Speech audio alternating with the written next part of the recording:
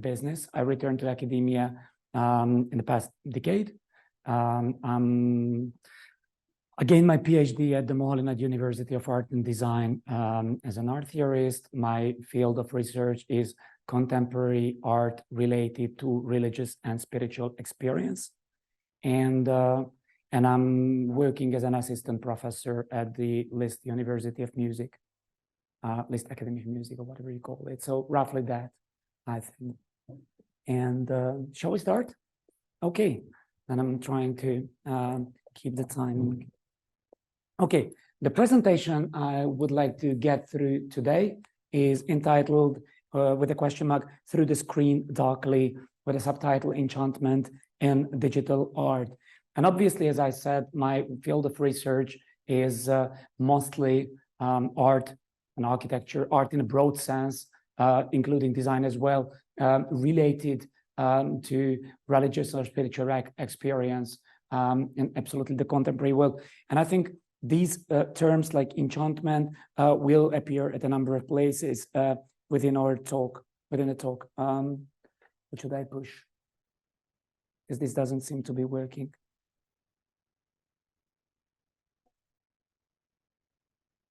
Okay, so where I would like to start from is an experience from late 2018. Together with my wife, we visited an exhibition of Bill Viola's works in Cuenca, in Spain. Cuenca is a nice little charming town with an absolutely exquisite category, contemporary and modern art museum. And we went there just to see these works because it was quite a large collective exhibition available at that time. And the exhibition took place not only in the museum building, but also in 3 desacralized church buildings in the city. And as you can see, the works that were exhibited there were mostly large scale, some of them not so very large scale video works. I don't know how much you know about Bill Viola. He's a video artist who started around Namjoon Paik, Paik Namjoon, to be correct in Korean. And from the 1970s, he's been pretty much active in the video scene. He confirms himself as a Buddhist, but many of his works very overtly deal with religion and religious experiences and religious subjects, especially, for example, the work that you can see there on the right-hand side, which is called Immersion, that was originally created for Durham Cathedral, an Anglican cathedral in the UK. And so they were exhibited there in this exhibition. And the strange experience we had was that altogether there were 12 works. I mean, some of the works include more sub-works in it, but watching and visiting, or I don't know, beholding these 12 works took us a whole day. So roughly 12 works and let's say net time, 6 hours spent in the exhibition. And what we experienced very directly was definitely a slowing down, a deceleration, and obvious immersion in the works, and definitely experiencing the experience itself, being immersed in this experience. Why do we think it is interesting for our talk and for our conference today? Obviously, because last year on the Instagram of the Tate Gallery, there was a post in April which read, studies have found that visitors to art galleries spend an average of 8 seconds looking at each work on display.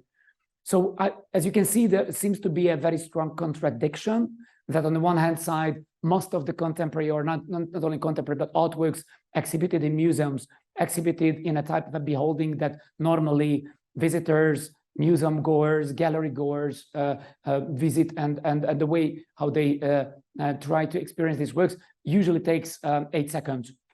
And let's compare it to the 30 minutes that I just mentioned in case of these Bill Viola works. So obviously there seems to be a very strong contradiction, and I'm trying to resolve that. Also, a good example for this kind of like slowing down and immersing experience comes from the past week.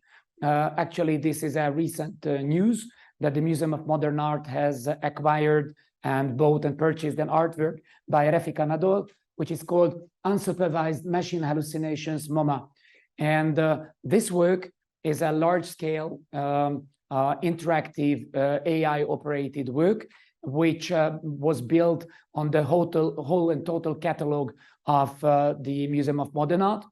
And actually, the work itself tries to reinterpret the contents of the art that is included in the museum on an extremely large size display with very high quality video art. And again, what you can see if you look at videos from this past week after the purchase, or since it was exhibited in the museum, people do spend quite a lot of time there. It's exhibited in a larger room in the museum building, and several people just sit down, spend time with there, so immerse more deeply in the artworks. So that's again a possible route. Another personal experience of mine comes from last week also. There is an exhibition currently on display in Budapest, in Párizsi Udvar, currently, which is called Cinema Mystica. It's an exhibition created by young video artists, multimedia video artists. They refer to themselves mostly as multimedia artists. Some of them are Hungarian, some of them are Serbian and Russian and coming from different countries.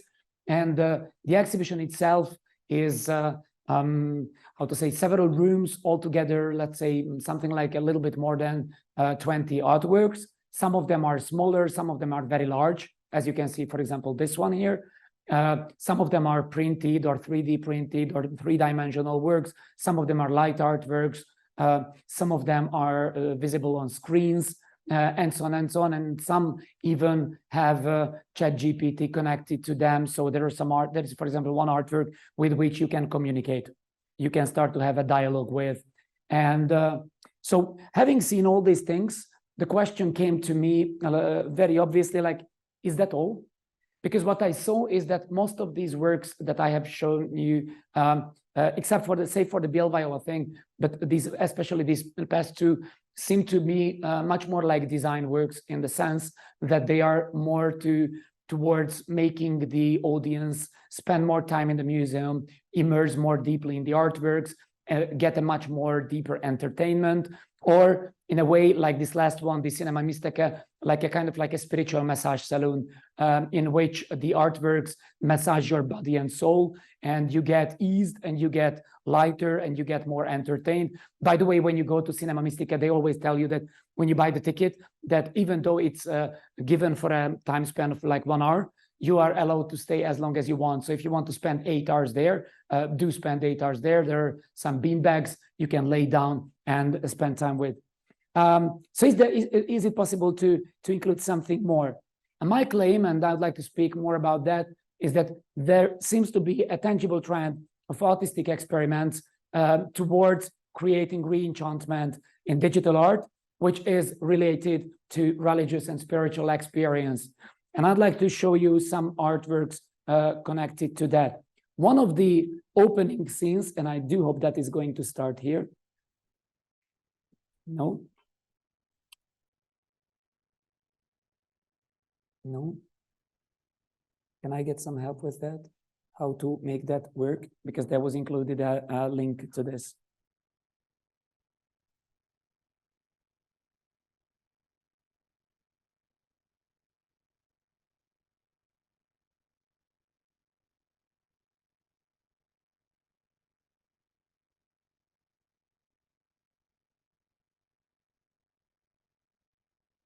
Anyway, if not, then let's go on with that. So this was an artwork which was on display in Budapest in Lgyi Gallery in 2022, a work by Eric Mátrai. And if you will be looking for it on YouTube, you can find the video. It was entitled Screen, and that was a hanging screen, which was hanging in space. So you could get behind as well. It was a kind of like magic, enchantment. You could see fumes being flowing in this space, and not only take a look at it, not only have an optical illusion or an optical beholding, but also a haptical one, because you could push your hand through the screen. This screen was a kind of like a screen which was optically there, but tangibility you could get through. There was much more like a kind of like a pseudo haptic version in it as well. And I do believe this goes further than just serving as a kind of like a spectaculum in itself. It's much more within the works of Mátrai, who is basically a painter, but works also in video art. And most of his works are strongly connected to theological questions, towards questions of like effective, apophatic, sublime, just like in Bill Viola's works. So I wanted to get on with the work, and of course we are at a conference which is called Effective Intermediality. And if we go back to the definition of effect in the Merriam-Webster's dictionary, it has got at least two interesting things for us. One is that it's not simply having and producing an effect upon someone or something, but it's also causing a change in someone or something, and also influencing someone and something. And if we get on with this, obviously a very good text comes to my mind, which is from an author that lives here in this city, András Viszki, and he wrote once in a book text in which he says the real artwork is not only there to delight us, but also there to awaken us and create some sort of call to action in which we as the beholders will do something, because the artwork has opened our eyes, has created an affected experience with which we can recognize that there is something we should be doing. And obviously that is connected very strongly to self-awareness and self-discovery.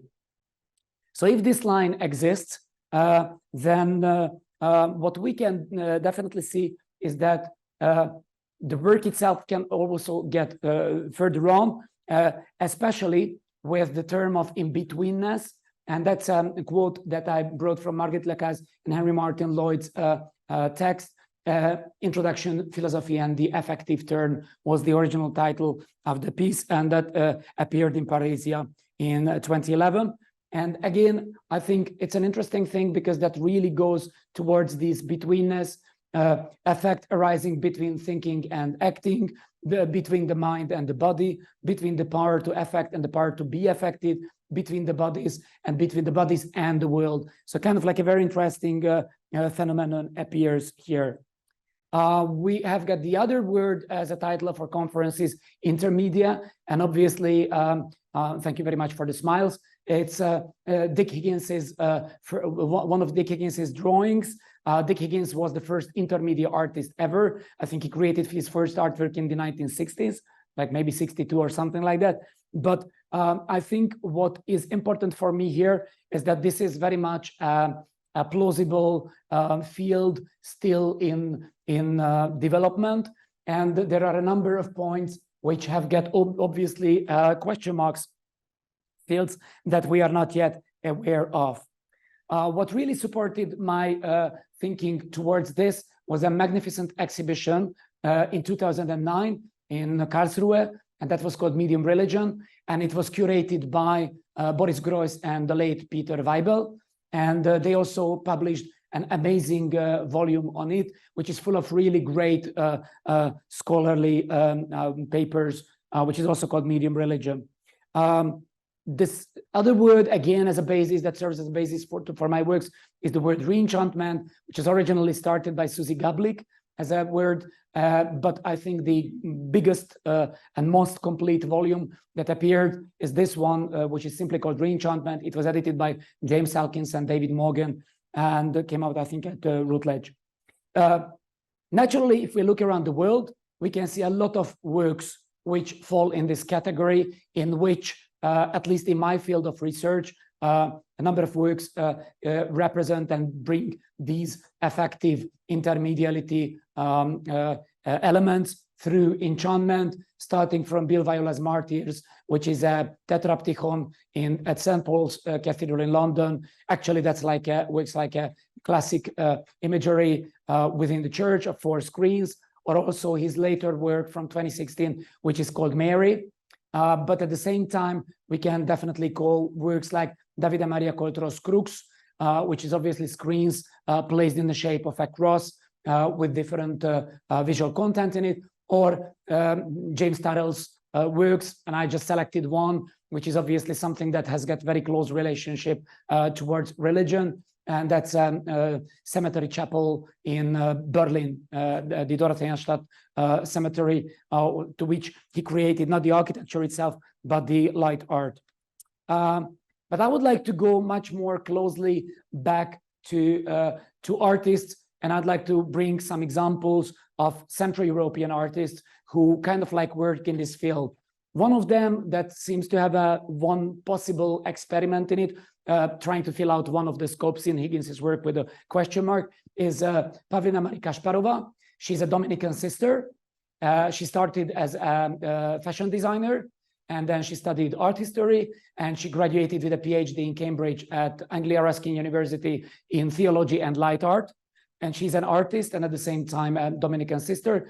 And that's one of her intermediate works from 2019, which was called Ora Pro Nobis.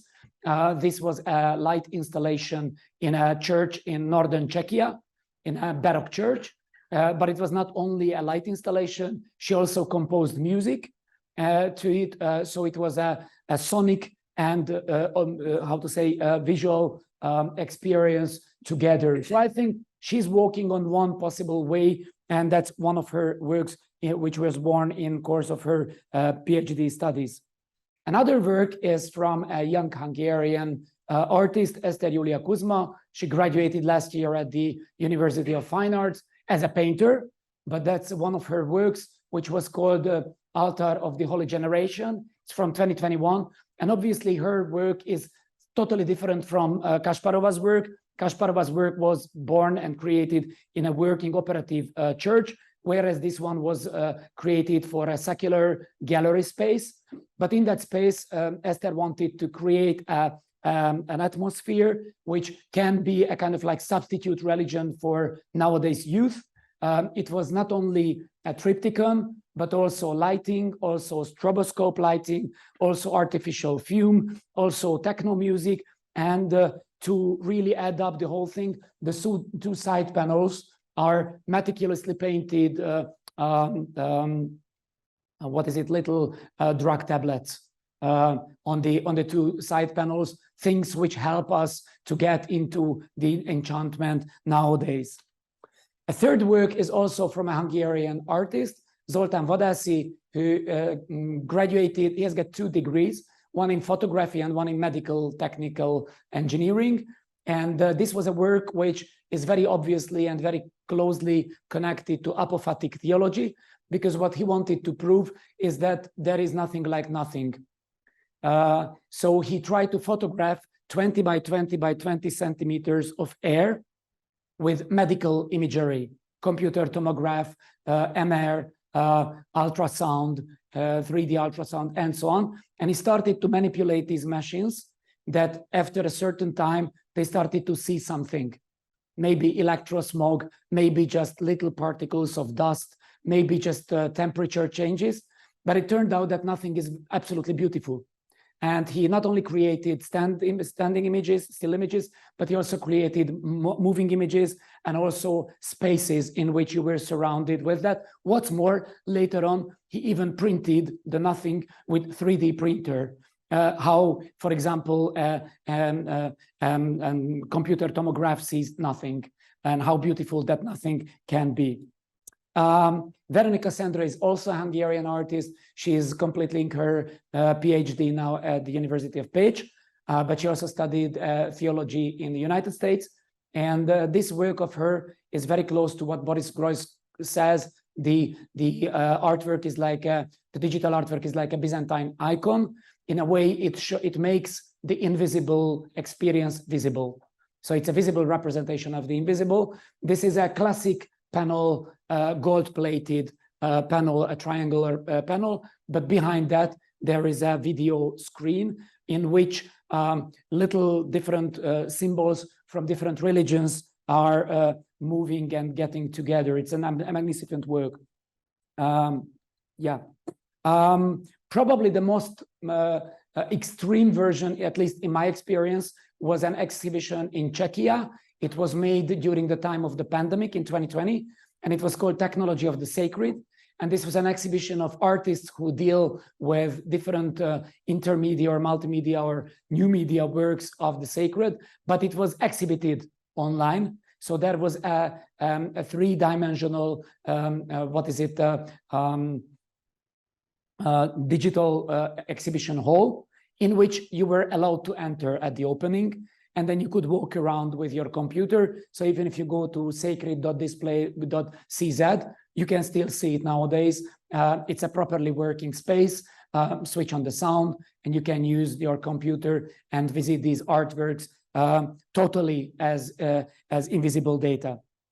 One of the exhibitors there is András Cséfalvai from Slovakia. He is one of the professors at the university in Bratislava as well. And most of his works create some sort of like very peculiar imagery in which some post-human aspects somehow merge with some real pre-human worlds in digital space. So this one is, for example, called Automated Messiah Artificial Peace from 2022. He's not only active as a visual artist, but also as a composer altogether. So I hope I could show you a number of works which somehow all try to fill up these gaps of using re-enchantment in digital art, and by that offering a new perspective, an ability for the beholder, viewer, gallery goer. We don't know. Yesterday we had a long talk about it in the other room, how we can name the person who is the recipient of the works, to make them be able to see differently, see what's beyond.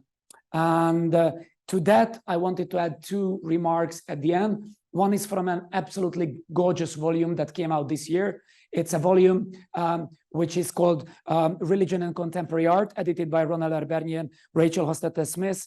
It came out with Routledge. And in that work, Ronald Bernier, the editor, has got a paper on Bill Weil of the icon and the apophatic sublime. And in that one, he says, we are open to being caught up on by the image instead of having authority of visual possession over it, as in the modernist narrative. We are called into an aesthetic posture of attentiveness, with our being affected, with our ability of being the subject of the effect. And the last quote that I bring, which might even bring us closer, is from Cséfalvai, who has got this magnificent 2 lines in his doctoral thesis, which says, what good is a sermon if there is no conversion? What good is an artwork if there is no transformation?